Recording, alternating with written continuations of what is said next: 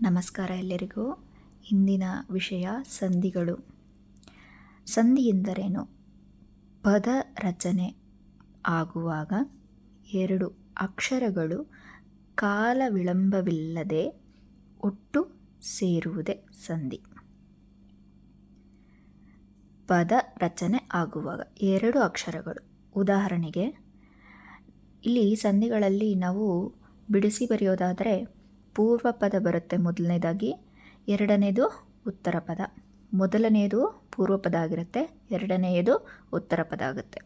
ಇಲ್ಲಿ ನೋಡಿ, ಮೊದಲನೇ ಪದ ಊರು ಪ್ಲಸ್ ಅಲ್ಲಿ, ಇವೆರಡೂ ಸೇರಿ ಊರಲ್ಲಿ ಆಗಿದೆ. ನಾವಿಲ್ಲಿ ಯಾವ ಪದ ರಚನೆ ಮಾಡಿದ್ದೀವಿ? ಪದ ರಚನೆ. ಯಾವ ಪದ ರಚನೆ ಮಾಡಿದ್ದೀವಿ? ಊರಲ್ಲಿ ಅನ್ನೋ ಪದ ರಚನೆ ಮಾಡಿದ್ದೀವಿ. ಯಾವ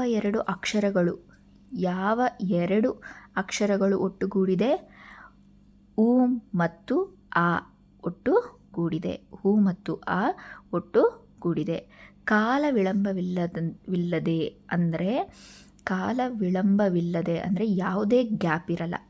ಈ ಹೂ ಮತ್ತು ಆಗಳ ಮಧ್ಯೆ ಯಾವುದೇ ಗ್ಯಾಪ್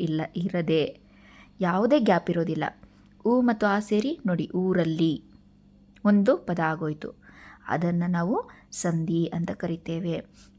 ಈ ಎರಡೂ ಅಕ್ಷರಗಳು ಪದ ರಚನೆ ಮಾಡಬೇಕಾದ್ರೆ, ಊರಲ್ಲಿ ಅನ್ನೋ ಪದ ರಚನೆ ಮಾಡಬೇಕಾದ್ರೆ ಈ ಎರಡು ಅಕ್ಷರಗಳು ಆ ಮತ್ತು ಉ, ಈ ಉ ಮತ್ತು ಆ ಎರಡೂ ಅಕ್ಷರಗಳು ಸೇರಿ ಯಾವುದೇ ಕಾಲ ವಿಳಂಬವಿಲ್ಲದೆ ಒಂದು ಪದವಾಗಿದೆ, ಒಂದು ಪದ ರಚನೆ ಆಗಿದೆ. ಎರಡು ಒಟ್ಟು ಸೇರಿ ಅದನ್ನು ನಾವು ಸಂಧಿ ಅಂತ ಕರಿತೇವೆ. ಧನ್ಯವಾದಗಳು.